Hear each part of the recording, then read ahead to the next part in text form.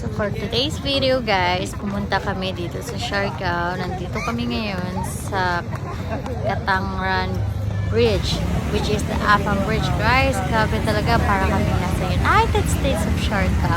Tingnan mo naman ang daming mga tourists, mostly mga puti. So ayun, naglakad kami, pumunta kami sa Siargao, inom-inom with my friend and my sister. Ngiti-ngiti lang, video-video, tapos napadaan kami dito sa isang bar. My God, saya. Ang saya ng mga tao. Punta dito, ganyan. Oh my God.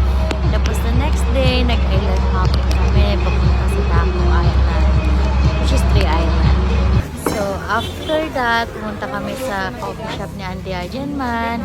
Swerte namin siya yung gumagawa ng kape namin, guys. And then, pumunta kami sa Cloud9, sa Boardwalk. Ayan, ganda talaga ng Siargao, guys. You need to visit when you're in the Philippines. And then, sa gabi, nag-party kami. Party dito sa Siargao Beach Club. Ayan, party pa. And then, the next day, pumunta kami sa Lantur before our flight.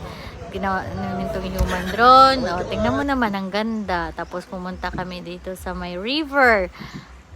Para kang nasa kagubatan na may, parang may crocodile na kukuha sa'yo. Ayan, umuulan pa guys. So, Yan mo na, magka-cloud. that's it for today. Bye!